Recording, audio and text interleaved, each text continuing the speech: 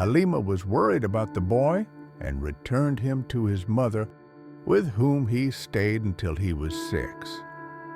In respect of the memory of her late husband, Amina decided to visit his grave in Yathrib, Medina.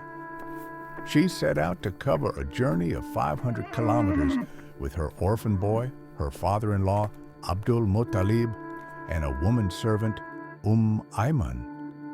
She spent a month there and then made her way back to Makkah. On the route, she suffered a severe illness and died in Abwa on the road between Makkah and Medina. Abdul Muttalib brought the boy to Makkah. He had warm emotions towards the boy, his orphan grandson, whose recent calamity, his mother's death, added to the pain of his past bereavement. Abdul Muttalib was more compassionate and loving with his grandson than with his own children. He never let the boy fall prey to loneliness, but always preferred him to his own children. Ibn Hisham reported a mattress was put in the shade of the Kaaba for Abdul Muttalib. His children, Prophet's uncles, used to sit around that mattress in deference to their father, but Muhammad used to sit on it. His uncles would try to take him back, but if Abdul Muttalib was present, he would say, "Leave my grandson. I swear by Allah that this boy will hold a significant position." He used to seat the boy on his mattress, pat his back, and was always pleased with what the boy did. When Muhammad, peace and blessings be upon him, was 8 years, 2 months, and 10 days old, his grandfather, Abdul Muttalib, passed away in Makkah. The charge of the Prophet now passed on to his uncle Abu Talib, who was the full brother of the Prophet's father.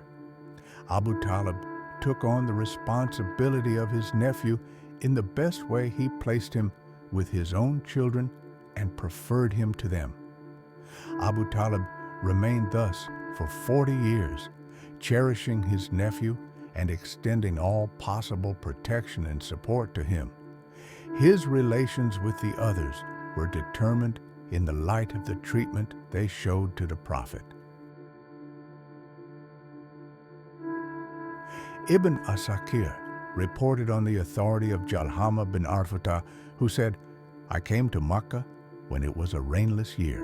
So the Quraysh said, 'O Abu Talib, the valley has become leafless and the children are hungry. Let us go and pray for rainfall.'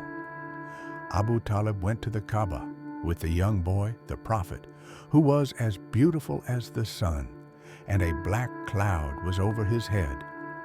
Abu Talib and the boy stood by the wall of the Kaaba and prayed for rain.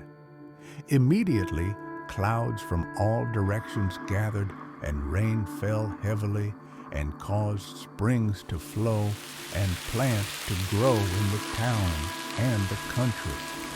My dear viewers, see you in another video.